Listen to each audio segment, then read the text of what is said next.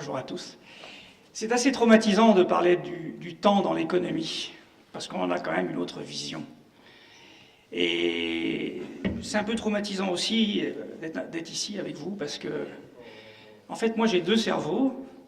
J'en ai un quand je suis avec vous, et puis j'en ai un autre quand je suis dans le milieu de l'entreprise. Et j'ai du mal à les raccorder. Et ça, c'est quand même embêtant. Parce que le quoi, on le sait. Le pourquoi, on le sait encore plus. Mais le comment, on a quand même des problèmes, quoi. On a des problèmes parce que dans cette salle, on s'entend tous, on est tous prêts à le faire. Et puis il y a des moments, quand on est chez les autres, on s'aperçoit qu'ils ne partagent pas du tout notre vision et qu'ils ne sont pas prêts à le faire. Les autres, ça peut être des politiques, ça peut être le Conseil des ministres, ça peut être des entreprises, le Conseil d'administration, ça peut être tout ce qui touche notamment à l'économie. Le Conseil des ministres, il va me dire la reprise, c'est important, il y a trop de chômage, il faut relancer la croissance, même si c'est au détriment de l'environnement. Voilà ce qui se dit. Donc là, on se dit, il y a un truc qu'on n'a pas compris, là. On n'a pas compris. Dans le conseil d'administration, on vous dira l'éco-conception, c'est bien, mais le PRU, il ne peut pas être supérieur au prix de marché. PRU, prix de revient unitaire, il ne peut pas être supérieur au prix de marché. Donc là, on ne pourra pas. Voilà, c'est ça. Et là, on commence quand même à être un petit peu ennuyeux, quoi.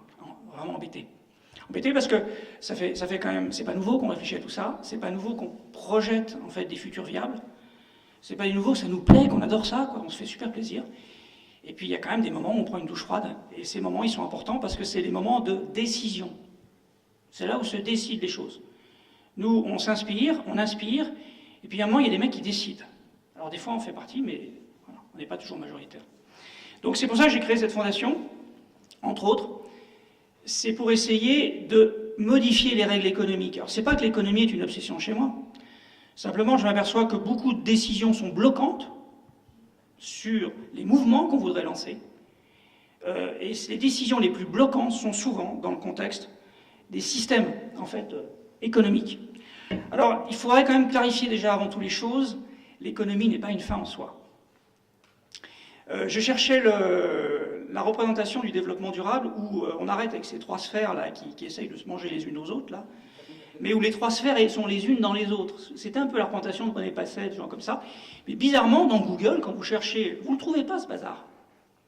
Or, là, quand je parle de l'économie, je le situe bien là-dedans. L'ensemble du vivant, c'est la première des sphères, biosphère. Parmi les espèces qui cohabitent dans cette biosphère, il y a humanité. Et dans humanité, il y a un certain nombre d'activités, dont une partie des activités sont liées aux activités économiques. Mais c'est dont.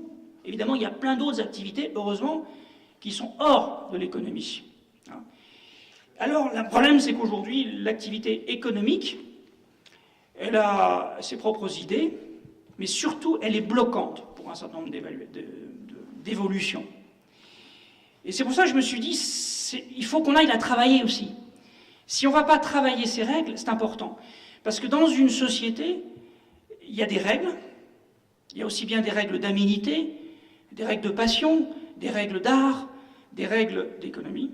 Hein, et qu'il y a bien un moment, si on veut que les choses changent, il faut aussi changer ces règles-là. Or, dans les activités du métabolisme des activités humaines, dans tout le métabolisme de la société humaine, il y a une part importante des règles qui sont véhiculées par le véhicule économie. Et donc, quelque part, il faut qu'on aille les chercher là où elles sont pour les modifier. Et c'est vraiment l'objet de notre fondation. C'est certes de développer des outils de ce qu'on appelait d'économie d'environnement, mais c'est surtout pour faire une économie écologique et pour venir insidieusement ou pas les introduire dans l'économie pour modifier un certain nombre de règles. Et en tenant toujours compte du fait que l'économie n'est qu'une partie, évidemment, du sujet, mais qui peut être bloquante. Alors, le temps du vivant dans l'économie. Ouh là là, quand Emmanuel m'a parlé de ça, j'ai commencé à prendre peur, parce que pour moi, l'économie, c'est ça. Et c'est ça. C'est plus que les ordinateurs.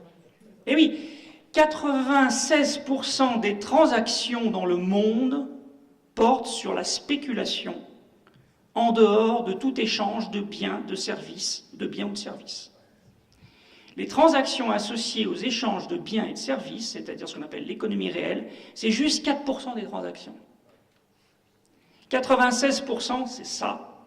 Donc 40%, rien que la spéculation sur les monnaies, en dehors de tout phénomène de transaction, et même en dehors des systèmes d'assurance des devises que les entreprises prennent.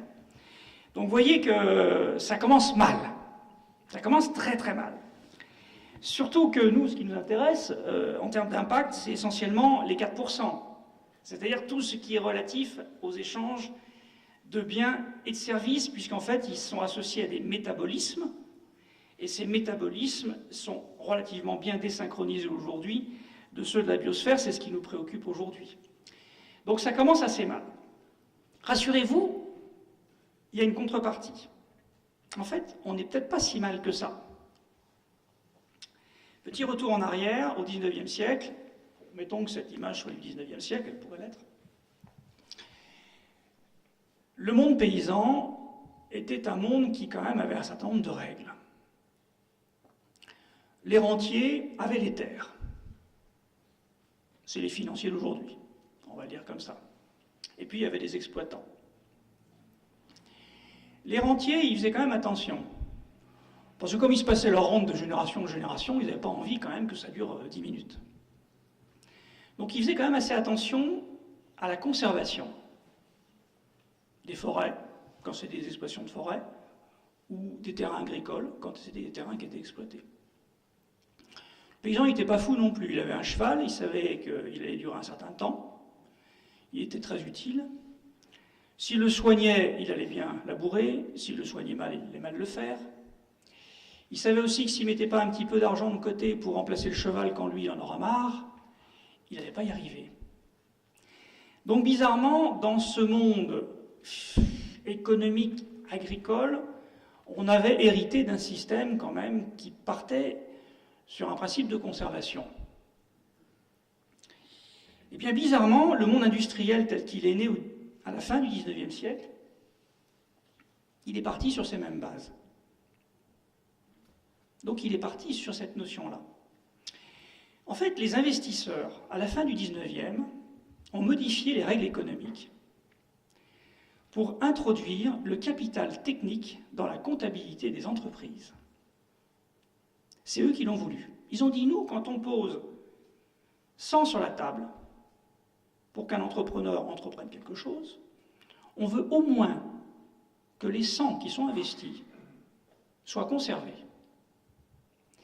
Et ils ont obligé les modes de comptabilité, qu'on appelle aujourd'hui la comptabilité moderne, classique, à immobiliser le capital. Il a obligé les entrepreneurs, d'un exercice à l'autre, chaque année, à ajouter au compte d'exploitation un bilan pour vérifier si le capital était toujours là. Et s'il avait été déprécié, il venait amputer le résultat de la valeur dépréciée. Et donc ça, c'est quand même quelque chose qui nous parle. Si on fait un certain nombre de transferts, disons. Alors, il a aussi obligé quelque chose, le financier de l'époque. Il avait imposé la notion d'amortissement, qui veut dire ne pas mourir.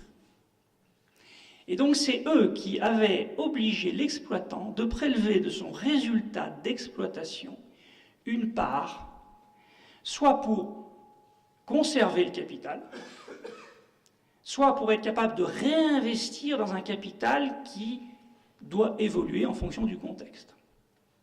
Donc quand on regarde ça, on s'aperçoit bigre que finalement, on a peut-être quelque chose à prendre. Alors cette notion de comptabilité au coût historique, sachez que c'est la comptabilité classique qui gère aujourd'hui les entreprises. L'IFRS est un petit peu plus sauvage puisqu'elle ne parle plus du coût historique, mais du capital, pour évaluer le capital, mais en fait du fruit à venir qu'il est capable de procurer. Là, c'est beaucoup plus dangereux. Parce que, quelque part, imaginez une forêt, en coût historique, on la connaît, services écosystémiques, valeur d'existence, les aménités, tout ça. Mais si demain on se dit la forêt, on n'a rien à cirer parce que ce qu'elle produit, il n'y en a plus besoin, elle ne vaut plus rien. En IFRS, là, la forêt est dépréciée. Dans le coût historique, elle a l'avantage d'être toujours là. Donc cette notion-là est quand même une notion qui part du bon pied et qui introduit la notion qui nous manque terriblement dans notre économie.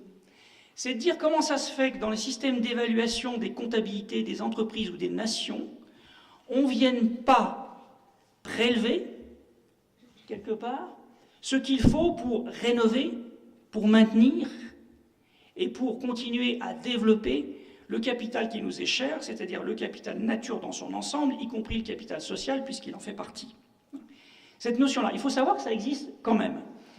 Évidemment, on n'est pas les seuls à se poser la question, d'autres se sont posés avec nous. Parce que, évidemment, pour nous, cette conservation et cet entretien, ce développement de ce capital-là est créateur de richesse. Le tout, c'est qu'il y a un moment, faut revenir sur Terre, et non, il n'est pas au bilan. En fait, toute la problématique, c'est qu'il n'est pas au bilan. Et donc aujourd'hui, une idée possible, ça serait de venir introduire, comme l'ont fait les économistes du XIXe siècle, de la fin du XIXe siècle, l'idée serait peut-être d'introduire le capital nature et social dans la comptabilité des entités, de manière, évidemment, à mettre en place les mêmes mécanismes qui font qu'aujourd'hui, les entreprises sont plus ou moins bien gérées, puisque finalement, c'est l'autre côté qui est mal géré. Voilà, une idée. Alors, une idée, c'est bien gentil, mais ça reste une idée. D'abord, il y a très peu de gens qui travaillent là-dessus. Jacques Richard, en France, a fait un travail remarquable, Jacques de Saint-Front, Michel Veillard, des gens comme ça. Le gros souci, c'est de savoir qui en veut.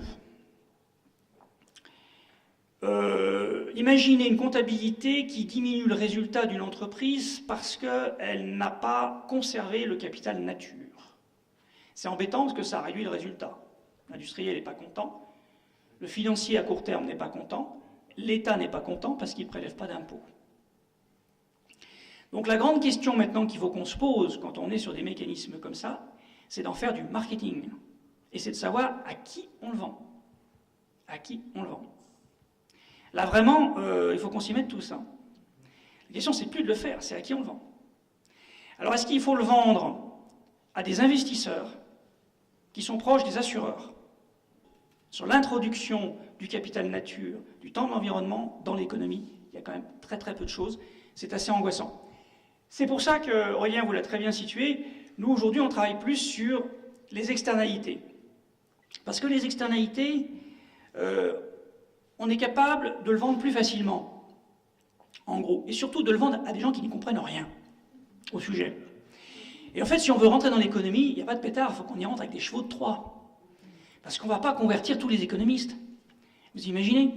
Donc il faudrait presque qu'on arrive à convertir l'économie en y introduisant un certain nombre de trucs sympas, comme ça, qu'ils aiment bien. Et puis ils ne se sont pas rendus compte que dedans, il y avait beaucoup de choses, mais c'est pas grave. Hein. La TVA circulaire, c'est typiquement le cheval de Troie. Vous ne le dites pas, vous ne le mettez pas dans la caméra, ça, qu'on veut introduire. Pourquoi? Parce que le producteur qui en a marre et qui fait les choses correctement, mais qui a un coût de revient supérieur, vous pensez que lui, il va être super content qu'en prix final, par une réduction de la TVA, il ne va pas être plus cher que les autres. Lui, il va être super content. Hein, c'est clair. Le consommateur, pour une fois, on ne va pas le prendre pour une bille, on ne va pas lui dire vous allez payer plus cher des produits responsables. Parce qu'on le prend pour une bille. Parce que quand il paye plus cher un produit responsable, il le paye 2 fois plus cher. Une fois en l'achetant, et une fois au travers de ses impôts et tous les prélèvements. Santé, impôts, taxes, etc. Parce qu'évidemment, les externalités, c'est des coûts qui sont reportés sur la communauté et qu'il faut bien prendre à l'autre charge à un moment. Et le troisième à convaincre, mais qu'on peut peut-être arriver, sont les institutions. De dire la réduction de la TVA sur un certain nombre de flux bien choisis, hein, eh bien si ça engage moins de dépenses publiques par ailleurs, dépenses de santé, dépenses de restauration, dépenses de dommages, à ce moment-là, acceptez de le faire. Il sera d'autant plus content que ça se trouve, il risque un jour de devoir augmenter la TVA de quelques points, et s'il peut sortir une carotte comme ça, il sera tout content. Voilà. C'est un petit peu l'idée qu'on a derrière la Fondation, c'est d'explorer un peu tous les mécanismes qu'on pourrait introduire dans l'économie, mais aussi avoir une vision très marketing de la chose, c'est-à-dire comment on va parler à des gens qui s'en foutent. Hein? Et ça, c'est un petit peu le traumatisme que nous avons, et c'est pour ça qu'on s'amuse avec des joujoux comme ça, comme la TVA circulaire, qui derrière, sur le plan méthodologique, sont quand même des trucs assez costauds. Hein. Je ne vous le cache pas. Merci.